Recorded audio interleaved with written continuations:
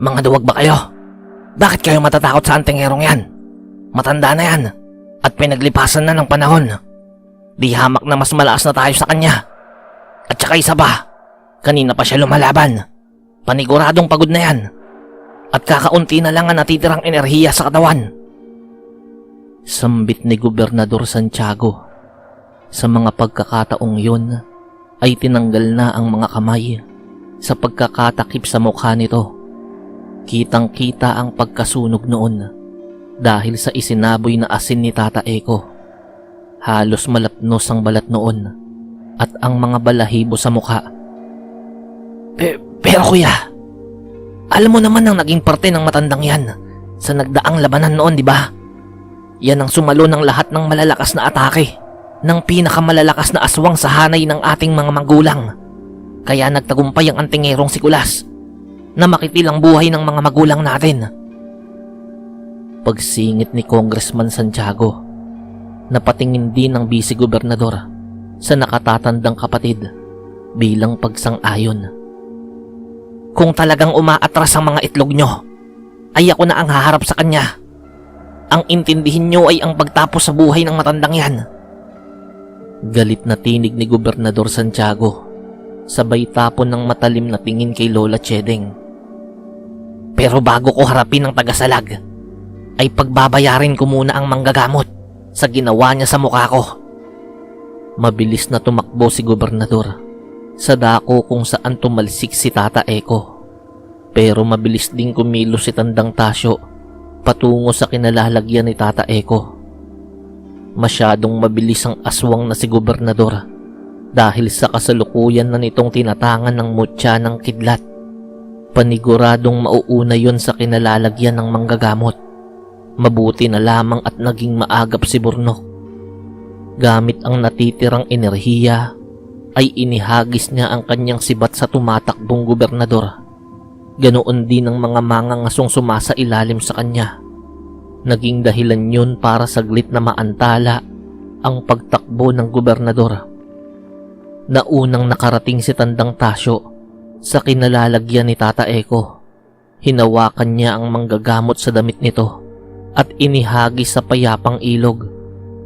Sa mga pagkakataong yun ay nasa payapang ilog na rin ang lahat ng mga kaalyansa ni Lola Chedeng na nagtamo ng mga sugat at naubusan ng enerhiya.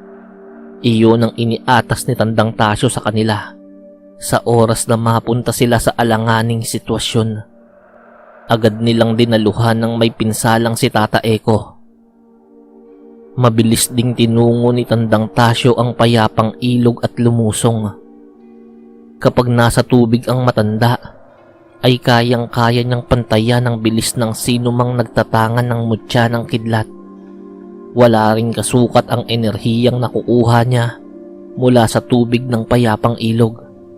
Sumugod si Gobernador Santiago. Nais nitong kumitil ng buhay ng kahit sinong nasa gitna ng payapang ilog. Subalit ang lahat ng nagiging pag-atake nito ay nasasalag lamang ni Tandang Tasyo. At sa tuwing si Tandang Tasyo naman ang magsasagawa ng kontra-opensa, ay hindi nito magawang tamaan ang aswang na si Gobernador dahil sa labis nitong bilis. Hindi na gumamit ng aparisyon si Tandang Tasyo para sumalag. Ipinakita niya sa aswang na si Gobernador kung papaanong gamitin ng wasto ang kabal na nagmumula sa mutya ng buwaya.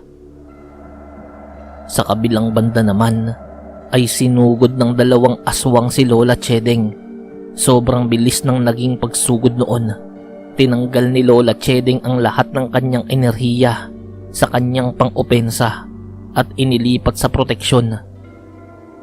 Isang kalmot sa bisig ang natamo ni Lola Chedeng mula sa Vice-Gobernador. Bago siya nito sipain ay kinatalsik niya ng 10 metro.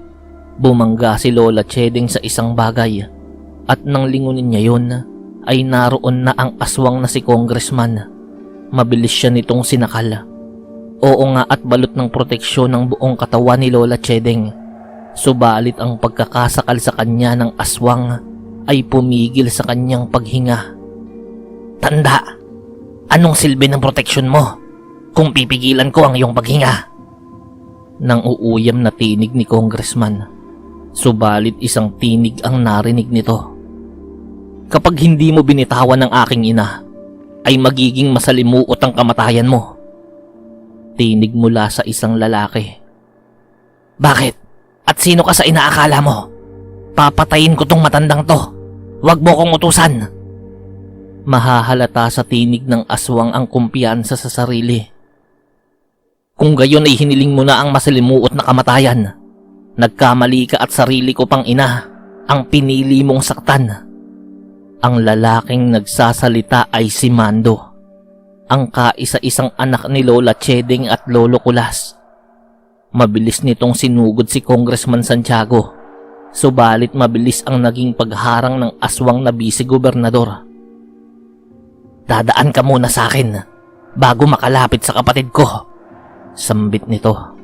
Nanlilisik ang mga mata at nakahanda ng kumitil ng buhay.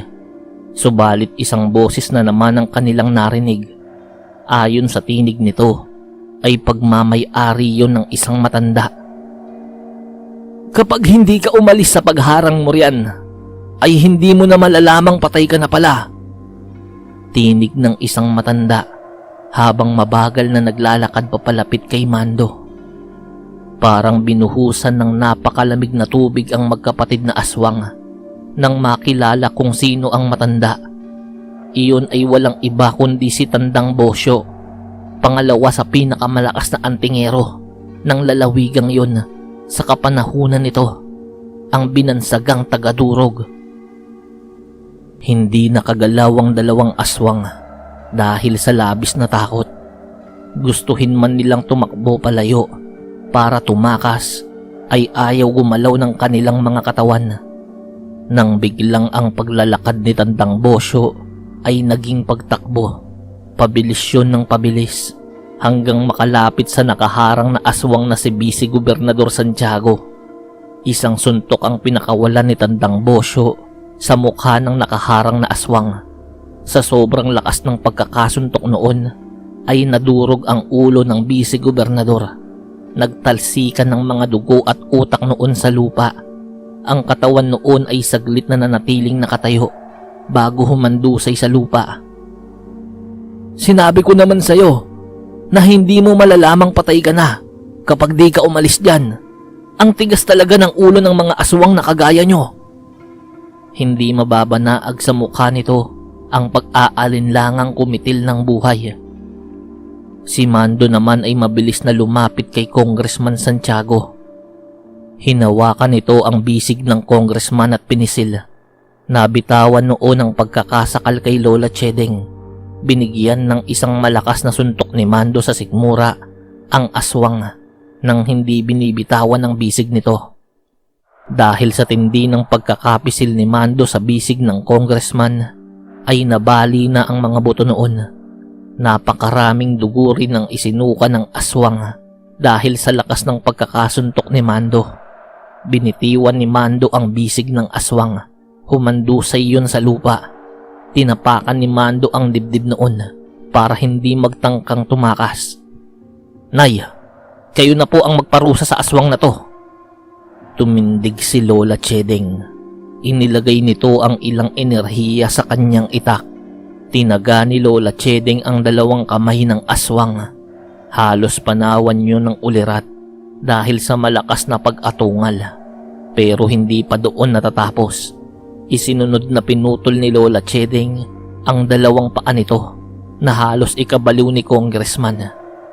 At ito naman ang ganti ko dahil sa ginawa mo sa aking ina. Malakas na sinuntok ni Mando ang isang hita ng Congressman. Nadurog ang mga kalamnan nun at nag-uslian ng mga buto. Hinayaan na nila sa ganoong sitwasyon ng congressman. Dapat lang itong makaramdam ng napakatinding sakit bago harapin ang kamatayan. Anak, hindi mo na kailangang lumabas sa kagubatan para tulungan ako.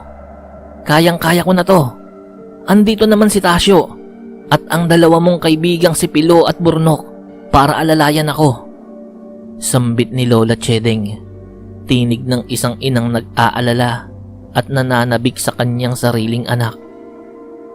Nay naman, Alam nyo naman na kaya kong isang tabi ang mga gawain ko. Oras na kayo na ang malagay sa alanganin. Sambit ni Mando bago yumakap ng mahigpit sa kanyang inang si Lola Chedeng.